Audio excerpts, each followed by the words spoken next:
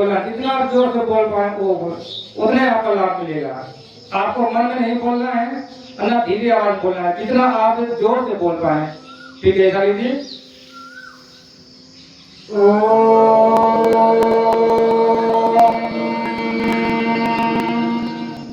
ये साथ जोर से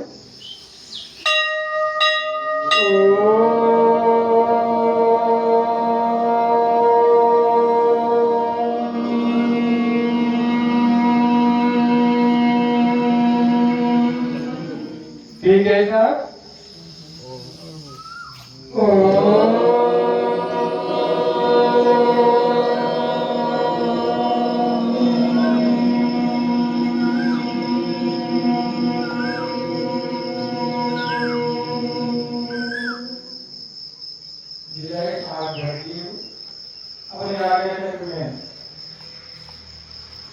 अपने आप को केंद्रित करना है।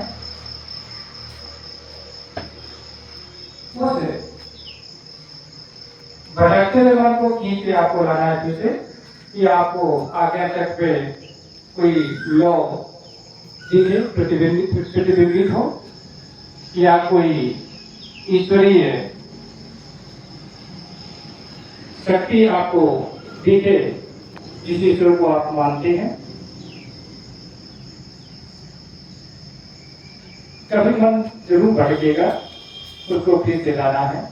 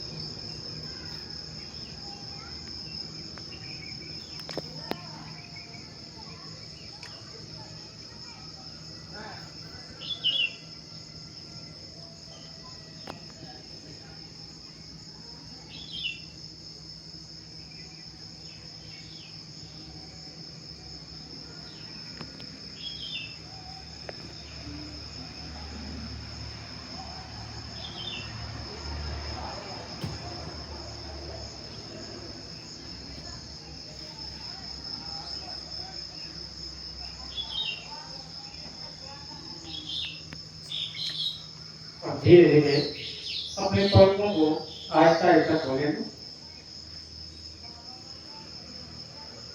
जब आंखें पूर्ण रूप से खुल जाए तो आप अपने मुद्रा को उठाइए। मुद्रा को उठाने के बाद हाथों को आपस में रगड़िए। जितना घाटा जोर से करें, जोर से रगड़िए हाथों को, और इस एनर्जी को आप अपने फेस पे प्रोवाइड करवाइए। इस प्रकार से ये ध्यान की मुद्रा से आप निकले धीरे धीरे। अब बहुत है शुद्ध समय में इसके बाद है रूप होना जैसे है, तो बच्चे माला पहना करके स्वामी जी का सम्मान करेंगे और आशीर्वाद प्रदान करेंगे। वैसे भी जो जितने भी प्रयास ये है कि जितनी जयंतियां महापुरुषों की होती हैं वो सब मनाई जा रही हैं, लेकिन यहाँ पे नहीं कर हो पाते हैं क्योंकि धाम है, किसी कोई अंकित लग जाए तो वो सारी जो जयंतियां हैं घर पे योगशाला में मनाई जाती हैं। तो जो बच्चे आना चाहते उनसे कहने की इच्छा रखते जरूर आ जाएगा। ये आनंद हो गए, उत्कर्ष हो गए, आयुष हो गए, नितिन है जैसे आदित्य सक्सेना हो गए। और आप भी ऐसे एक टीम बनाइए कि आप भी एक टीम से जुड़ करके मजबूत टीम बनाइए, क्योंकि महापुरुष को हम लोग छोड़ देंगे तो फिर हम पुरुष किसी काम के बचेंगे। पुरुष लोग मानस नहीं है, पुरुष में आप लोग भी आती हैं। महापुरुष में राजलक्ष्मी लगाई थी, तो उनकी जयंतियां कभी कभी हमारे मेमोरी नहीं रहती, तो आप लोग बताया करिए 15 तारीख को इस महापुरुष इनकी महापुरुष जयंती है। तो उसमें क्या होता है कि उनके विषय में सुनने का, जानने का मौका मिलता है। तो कुछ नहीं तो जितनी देर हम लोग उस सभा में बैठते हैं उतनी देर के लिए अपना जो शरीर होता है वो पवित्र होता है।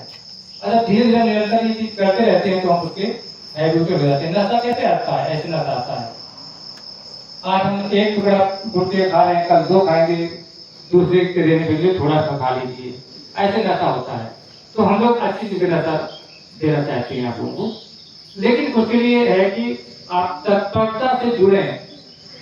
ये एक धर्म हो जाता है, इसमें गुरु जी का लाभ है, इनका फायदा है, वहां पर सब कुछ छूट जाता है। अगर कोई आपको पुड़िया खवा रहा है तो क्या उसका लाभ है?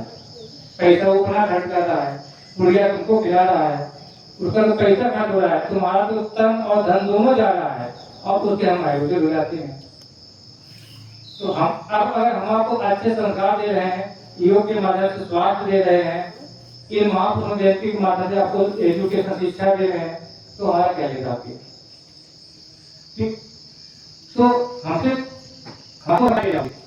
ले तो बहुत जाओगे, लेकिन दे क्या जाओगे इनको? तो केवल एक ये बिहार बाबा की कृपा से एक प्रेरणा जगी और महाराज जी के दिशा निर्देशन में चल रही है। एक तरह से बिल्कुल योग बंद हो गया था, लेकिन महाराज ने कहा एक बच्चा आएगा, वो भी बच्चे रहे तो हम लोग बैठ जाएंगे, करना है आपको, आना है, सब चालू है। आप लोग चाहे 2 आए, चाहे 3 आए, चाहे 1 कौन आए, यहाँ कार्यक्रम चालू है। कोई ना कोई तो आएगा ही आगे। जैसे बहुत से बच्चे यहाँ से मीटिंग का पूरा बैच निकल गया, वो बैच आता था, आप लोग नहीं आते थे, कुछ लोग आते थे, आप लोग पढ़ के निकल जाएंगे तो आप ये छोटे बच्चे आ गए। तो ये एक क्रम चला है। अब आनंद इंटर पास करके निकल गए, तो इसके बाद आयुष हो गया, उत्कर्ष हो गया, आदि सब कहना है जो मेन भूमिका अदा करते हैं। अभी अंतर्राष्ट्रीय योग दिवस में भी 4-5 बच्चों ने पूरा कार्यक्रम संचालित कर दिया था। फिर बाद में बहुत लोग लेट आए कि कार्यक्रम आप लोगों ने सहयोग किया, लेकिन मेरे सहयोग इन लोगों को रहा। जब प्रचार में जाना था, रजिस्टर किया गया था, तो इन्हीं बच्चों ने बैठ करके अनाउंस भी किया। अगर हम अनाउंस करते अच्छा लगता है, या महाराज जी जाकर के अनाउंस करें कि बिहार धाम में ये हो रहा है। रजिस्टर जो था वो भी निःशुल्क बोले कि ललित जी नहीं है, वो भी उन्होंने पूरा बोलने का किया। एक बच्चा और था, शिव सिंह का नाम था। तो ऐसे नहीं कि आप अगर 2-3 महीने में अगर आधा पौन घंटा अगर समय दे देते हैं, तो आपका समय सदुपयोग में जा रहा है, दुरुपयोग में नहीं जा रहा है। और समय यहाँ पे ऐसा लिया जाता है कि जिस समय योग कार्यक्रम होता है, उस समय 99% बच्चा उस टाइम को मिस यूज कर रहा है। 99% आप लोग यहाँ बैठे हैं, कुछ एक्सरसाइज किया, कुछ बच्चों ने सुनाया, कुछ लोगों ने सुना, तो इसका आपको कुछ मिला। और नहीं तो इस समय या तो कुछ लोग सो रहे होंगे, सो के जगे होंगे, या कोई गेम खेल रहा होगा, या कोई मोबाइल चला रहा होगा, लेकिन पढ़ाई का कार्य कोई भी नहीं कर रहा होगा।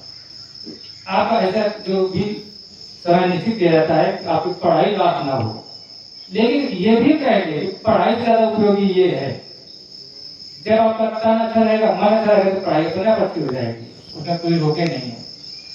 तो चलते हैं स्वामी जी के पास।